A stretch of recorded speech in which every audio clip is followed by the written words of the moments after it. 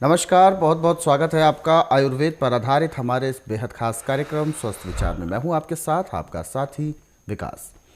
दर्शकों, आयुर्वेद की महत्वता, आयुर्वेद के गुण और आयुर्वेद का रहस्य हम आम मनुष्यों के लिए जानना और उसको समझना बहुत ज़रूरी है, क्योंकि ये प्राचीन चिकित्सा पद्धति इतनी ज़्यादा महत्वपूर्ण है हमारे लिए कि हम आम इंसानों के लिए, प्राणियों के लिए, यानी मनुष्य जितने भी हैं, इनको अपने शरीर की जो संरचना है उस हिसाब से उसको ठीक रखने के लिए समय नहीं है कि हम इसको ध्यान दे पाएँ, और उसको ठीक रखने के लिए आयुर्वेद का सहारा बहुत ज़रूरी है। इसकी जानकारी होना बहुत ज़रूरी है, और हम ये कार्यक्रम आपके लिए लेकर आते हैं ताकि आप तमाम वो बातें जान सकें, वो जानकारी हासिल कर सकें, उस ज्ञान को प्राप्त कर सकें जो कि आपके शरीर के लिए महत्वपूर्ण है, उपयोगी है। कैसे हम अपने शरीर को स्वस्थ रख सकते हैं, कैसे हम रोगों से अपने आप को मुक्त रख सकते हैं, ये सारी जानकारी इस कार्यक्रम के माध्यम से आपको बताई जाती है। और इसमें हमारा मार्गदर्शन करते हैं जाने माने आयुर्वेद के ज्ञाता गायत्री सिद्ध पंडित श्री लक्ष्मण दास रतन भारद्वाज जी। तो चलिए गुरु जी का स्वागत करते हैं, कार्यक्रम की शुरुआत करते हैं। गुरु जी, बहुत बहुत स्वागत है। नमस्कार। नमस्कार। दर्शकों, ये कार्यक्रम आपके लिए है और हम चाहते हैं कि आप इस कार्यक्रम का हिस्सा बने। बिल्कुल देर ना करें, आप फ़ोन उठाएं, हमें कॉल करें। यदि आपके साथ किसी प्रकार का कोई असाध्य रोग है या कोई शारीरिक कष्ट है जिसको लेकर आप काफ़ी समय से परेशान हैं, बहुत सारे आपने टेस्ट करा लिए लेकिन आपको पता नहीं लग रहा है कि रोग क्या है, तो आप इस कार्यक्रम के माध्यम से अपने उस रोग की चर्चा कर सकते हैं। नंबर आपके टीवी स्क्रीन पर है। आप हमारे साथ व्हाट्सएप के ज़रिए भी जुड़ सकते हैं। व्हाट्सएप नंबर आपकी टीवी स्क्रीन पर है। इस पर आप अपना संदेश हमें भेजिए, अपना नाम, उम्र, कहाँ से बात कर रहे हैं, पूरा सवाल हमें लिखकर भेजिए ताकि इसी कार्यक्रम में आपको मार्गदर्शन प्राप्त हो पाए। और एक छोटी सी गुजारिश हम आपसे करते हैं, जब भी आप इस कार्यक्रम को देखने बैठते हैं तो कॉपी और पेन लेकर ज़रूर बैठें, क्योंकि समय समय पर गुरुजी के माध्यम से आपको कुछ ऐसे अचूक नुस्खे, रामबाण उपचार बताए जाते हैं जो आपके लिए कारगर साबित होते हैं। चलिए कार्यक्रम की शुरुआत करते हैं और एक नए विषय पर आज चर्चा करते हैं। गुरुजी, आज के इस अंक में हम बात करेंगे शिशुओं को लेकर। शिशुओं में अक्सर ऐसी समस्या आती है क्योंकि उन बोल नहीं पाते हैं, केवल रो कर ही अपनी पीड़ा बयां करते हैं, और ऐसे में माँ बाप को समझना होता है कि वो बच्चे का दर्द क्या है। और सबसे ज़्यादा दिक्कत देने वाला जो एक विषय होता है, बच्चे के दांत जब उग रहे होते हैं और ऐसे में उगते उगते दांत रुक जाते हैं, यानी अटक जाते हैं आधे में ही, पूरे उग नहीं पाते, और वो बच्चा बहुत करहाता है, रोता है। ऐसे में उस बच्चे का क्या उपचार हो सकता है, वो सारी जानकारी आज हम आपसे जानना चाहेंगे। देखिए, बच्चा जन्म लेने के 6 महीने से 9 महीने के अंदर दांत निकालना शुरू करता है, और दांत बनता है कैल्शियम और आयरन से। लोहा और चूना यदि उसके शरीर में पूरा है तो दांत बड़े आराम से निकलते हैं, बच्चों को तकलीफ नहीं होती। और जब बच्चों को दांत आने शुरू होते हैं तो बुखार भी चढ़ता है, आँखें भी दुखती हैं, हरे पीले दस्त भी लगते हैं, और बच्चा दिन प्रतिदिन कमज़ोर होता जाता है। एलोपैथिक में तो उसको ग्राई वाटर देते हैं, जन्म घुट्टी पिलाते हैं, परंतु मेरे स्वास्थ्य विचार में सब चीज़ें निषेध है। इसके लिए 2 ही चीज़ें सबसे महत्वपूर्ण हैं। सर्दी का मौसम है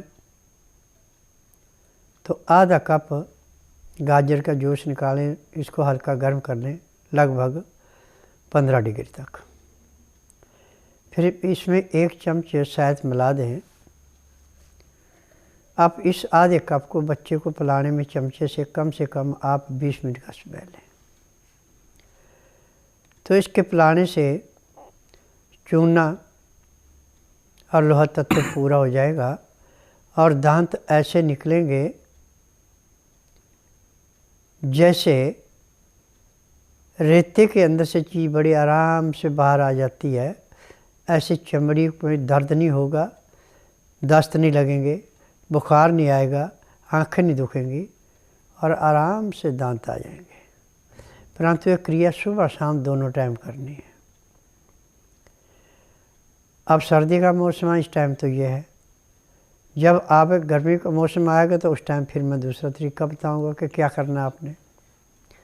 परंतु एक बात का ध्यान रखना कि जब बच्चा आपका 3 महीने का हो जाए तो बच्चे को गाय का दूध या बकरी का दूध देना शुरू कर दें। दूध के अंदर यदि आप शहद मिला देते हैं तो आयरन और कैल्शियम इससे भरपूर मात्रा में मिलता है, क्योंकि शहद के अंदर आयरन कैल्शियम बहुत ज़्यादा है और दूध में तो कैल्शियम है ही है। जो भी हमारे शरीर में रोग पैदा होते हैं वो calcium, iron, sodium, potassium, magnesium, vitamin A, B, C, D, silicon, इनकी कमी से हमें रोग होते हैं। और यदि हमारे शरीर में चीज़ें पूरी हैं तो हमें कोई रोग नहीं है।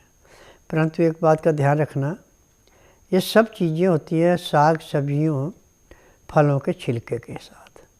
जिनका छिलका नरम है, पतला छिलका है, उनके छिलके के अंदर होती है। यदि छिलका उतार के उसको फेंक देते हैं तो फिर आप वो कचरा खा रहे हैं, फिर आपके पास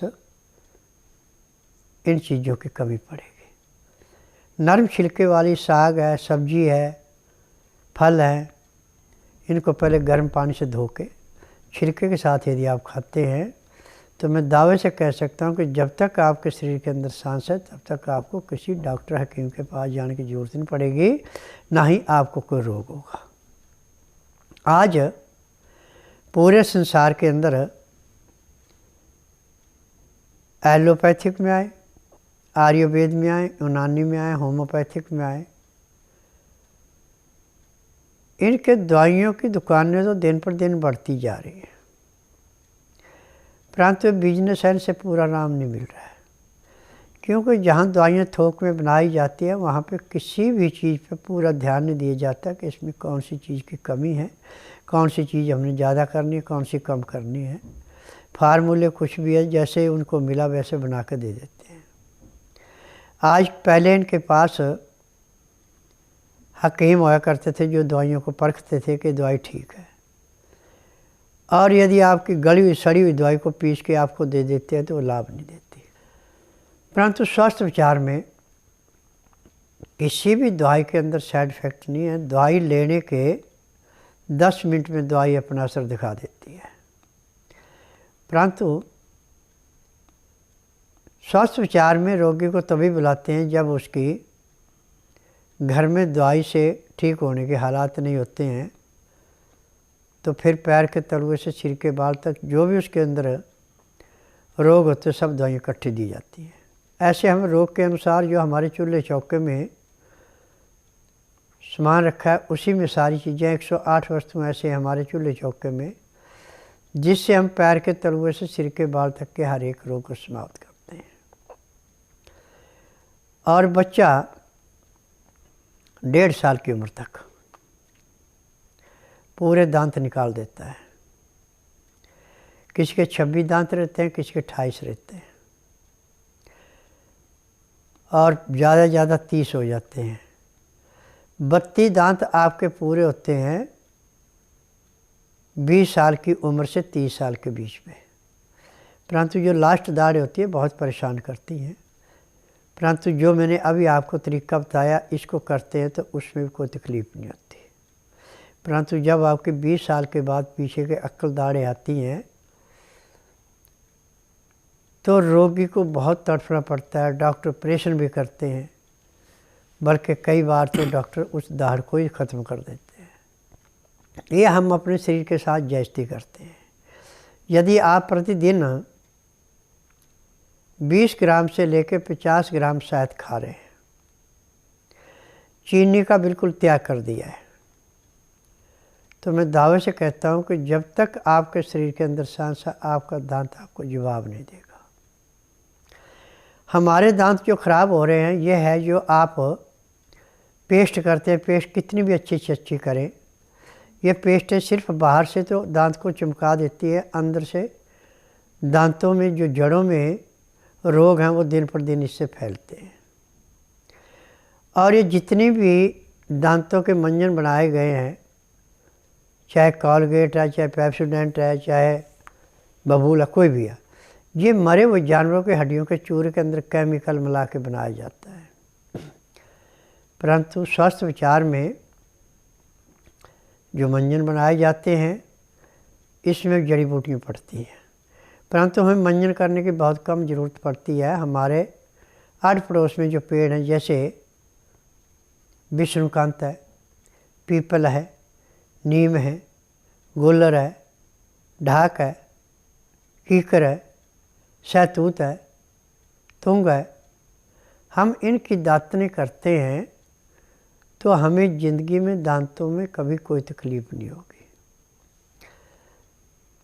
अब बच्चा है, बूढ़ा है, जवान है, कोई भी है, जब आप चीनी का अधिक प्रयोग करेंगे तो आपके दांत जो हैं बड़ी जल्दी ख़राब होंगे। चीनी शरीर के लिए एक किस्म का स्लो पॉइजन है और मैंने इसका नाम सफ़ेद जहर रखा हुआ है। प्रैक्टिकल के तौर पे यदि आपने इसको देखना है, परखना है, तो आप 10 ग्राम चीनी का शरबत बनाएं और 10 ग्राम गुड़ का अलग शरबत बनाएं। जब शरबत आपका बन जाए, आग पे रखे, एक तार की चाशनी बन जाए, तो नीचे उतार के ठंडा होने पे अपने बाजू पे 2 जगह उसका लेप कर दें, एक जगह चीनी का और उसमें 2-2.5 इंच का फासला दे के गुड़ का। आधे घंटे के बाद उसको धोएंगे तो जहाँ चीनी का लेप आपने किया था वहाँ पे चमड़ी ऐसे हो जाएगी जैसे आग से जल गई है, काली पड़ जाएगी। और जहाँ पे आपने गुड़ का किया बिना मसाले वाले का, वहाँ पे आपको ऐसे लगेगा कि यहाँ पे कोई चिकनी चीज़ की मालिश कर रखी है, ऐसे चमड़ी मुलायम हो जाएगी और चमक आएगी। क्योंकि चीनी में जो केमिकल डाले जाते हैं, ये केमिकल अंदर से जाके बहुत ज़्यादा नुकसान करते हैं और चीनी खाने वाले को शुगर, बीपी, किडनी, गठिया, सांस का रोग, माइग्रेन, साटिका, ये रोग बहुत तेज़ी से फैलते जा रहे हैं। क्योंकि चीनी का एक चम्मच लीवर को पचाने के लिए 6 घंटे काम करके भी वो पचता नहीं है और जो उसके साथ खाया पिया जाता है वो पूरा पचता नहीं है। परंतु यदि आप खाना खाने के बाद 10 ग्राम बिना मसाले का गुड़ खा लेते हैं तो जो खाना आपका 4 घंटे में पचना वो आपका आधे घंटे में पच जाता है। और सुबह पेट भी ऐसे साफ़ होता है जैसे सिर से बोझ फेंका एक ही प्रेशर में।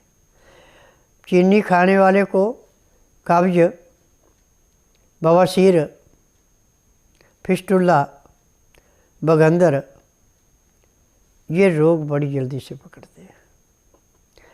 चीनी खाने वाले का कभी पेट पूरा साफ नहीं होता और जिनको आदत है कि सुबह चाय पी के फिर पेट साफ करते हैं, ये समझो कि वो रोग को निमंत्रण दे रहे हैं। एक तो अपनी आयु से पहले शरीर छोड़ना पड़ेगा, परंतु जैसे आपका शरीर उम्र 50 से क्रॉस करेगी तो दांत, लीवर और आंतें जवाब दे जाएंगे। फिर दिन पर दिन आपको ऐसे कमज़ोरी आएगी जैसे किसी पेड़ की जड़ों में दीमक लग जाती है और पेड़ मुरझा जाता है, ऐसे शरीर मुरझाता है। मेरा नाम स्वीति है। हम बड़ौद के रहने वाले हैं और मुझे स्वास्थ्य विचार के बारे में मेरी नंद है, उनके थ्रू हम यहाँ पे आए हैं। उन्होंने अपना ट्रीटमेंट कराया था, उनके थ्रू हम यहाँ पे आए हैं। ये मेरा बेटा है, ये जब 4 महीने का था तब इसको फिट्स पड़ने लगे थे। मतलब एलोपैथी के अकॉर्डिंग तो वो फिट्स थे।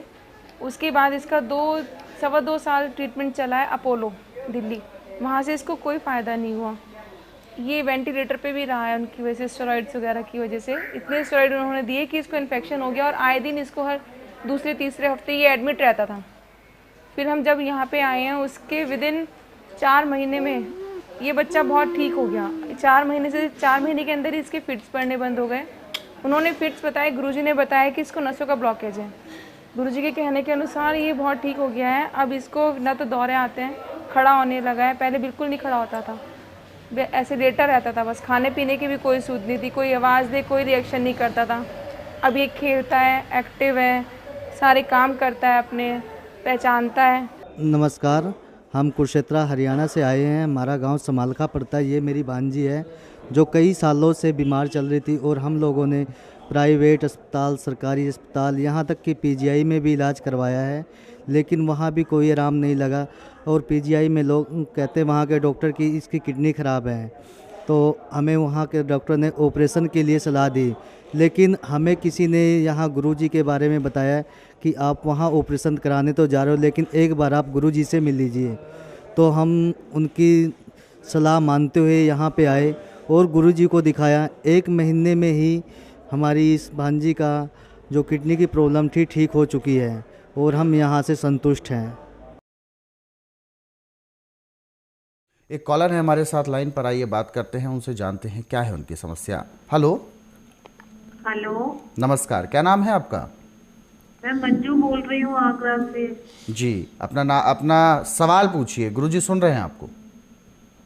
गुरुजी, मेरी उम्र 50 साल की है, लेकिन कभी कभी मेरे कानों में ऐसे लगता है जैसे सीटी बज रही है। क्या कारण है? और जब कानों के अंदर नज़ला सूख जाता है तो ऐसी आवाज़ें आती हैं। इसका उपचार बेटा आप टीवी के माध्यम से नहीं कर सकते, इसके लिए तो आश्रम में आना पड़ेगा। नाड़ी परीक्षण से पता लगेगा कि आपका बलगम जो है वो नज़ले के रूप में कान में कितना सूखा, उसके हिसाब से दवाई दी जाएगी। कान में डालने की दवाई है, आँख में डालने की दवाई है, खाने की दवाइयाँ हैं। जब आप इस दवाई को कान में डालेंगे, आँख में दवाई डालेंगे, दवाई खाएंगे, तो 15 दिन में आपके कान बिल्कुल साफ़ हो जाएंगे, किसी किस्म की तकलीफ़ नहीं रहेगी। और ऐसे जब तक मेरे पास नहीं आते हैं, सुबह 4 बजे उठ के आधा घंटा कपाल भाती, 15 मिनट भस्त्रिका, 8-10 बार अग्निसार, 15-20 बार उज्जयी, 25-30 बार ब्रह्मणी करें तो इससे थोड़ा आराम मिलेगा। बाद में 1 घंटा लोन ब्लोन करेंगे तो इससे नज़ले के ऊपर कंट्रोल हो जाता है। यानी पैर की एडी से सिर के बाल तक के हर एक रोग को ये प्रणाम ऐसे समाप्त करता है जैसे कूड़े करकट के ढेर को माचिस की तिल्ली जला के समाप्त करती है। तो आपको आपके प्रश्न का उत्तर मिल गया है और गुरुजी ने सलाह जो दी है उसका आप अनुसरण करें, निश्चित तौर पर आपको लाभ मिलेगा। दर्शकों, आप भी इस कार्यक्रम से जुड़ सकते हैं। आप अपना फ़ोन उठाइए, हमें कॉल कीजिए या व्हाट्सएप के ज़रिए मैसेज कर सकते हैं। नंबर आपकी टीवी स्क्रीन पर है। गुरुजी, बहुत सारे हमारे पास व्हाट्सएप आए हुए हैं और एक व्हाट्सएप हम यहाँ पर ले रहे हैं। आशा रानी जी हैं लुधियाना पंजाब से। धन्यवाद करती हैं कि कार्यक्रम रोज़ देखती हैं, बहुत अच्छा लगता है। और इन्होंने जो सवाल पूछा है, इनके घर में नवजात शिशु है जो कि अभी कुछ समय पहले ही जन्म हुआ था। वो अक्सर चिड़चिड़ा रोता है और डॉक्टर्स के पास दिखाने पर उसको बताया गया है ग्रेप वाटर पिलाने के लिए। आखिर इसके बदले आयुर्वेद के माध्यम से क्या है? आप ग्रेप वाटर की जगह पे 20 ग्राम गाजर का जूस सुबह और 20 ग्राम दोपहर को, 20 ग्राम शाम को जूस ताज़ा निकाल के, परंतु गाजर को छिलना नहीं है, गर्म पानी से धो के जूस निकालना है और उसमें 1 चम्मच शहद मिलाना है। और इस 20 ग्राम को पिलाने में भी कम से कम 15 मिनट का समय लगाना, छोटे छोटे घूंट करके देना चमचे से। तो ग्रेप वाटर की कोई ज़रूरत नहीं पड़ेगी, इसका पेट अच्छा साफ़ होगा और चेहरा भी इसका चमकेगा। माँ की छाती में यदि दूध कम है तो उसकी भी पूर्ति पूरी करेगा। तो एक पंथ अनेक काज, ये गुरुजी ने अभी जो उपचार बताया है, इससे बच्चे को बहुत ज़्यादा लाभ होने वाला है, जिसको आपने लिख लिया होगा, नोट कर लिया होगा। ये उपचार आपको याद रहेगा और केवल आप ही के लिए नहीं, तमाम वो जो दर्शक हमें इस समय देख रहे हैं उन सभी के लिए ये उपचार रामबाण उपचार है। तो उसको निश्चित तौर पर आपने याद रखा होगा। एक और हमारे साथ कॉलर जुड़े हुए हैं लाइन पर, आइए बात करते हैं उनसे। हेलो। हाँ जी, नमस्कार जी। जी नमस्कार, क्या नाम है आपका? मेरा नाम राहुल है जी। राहुल जी, कहाँ से बात कर रहे हैं आप? हम जगतपुर से, पंजाब से बोल रहे हैं। जी, अपना सवाल पूछिए, क्या है आपकी समस्या? समस्या ये है, एक 23-24 साल की बेटी है, जी। उसको 10 साल से गेहूं की एलर्जी है, वीट एलर्जी। वीट एलर्जी, जी। अनाज से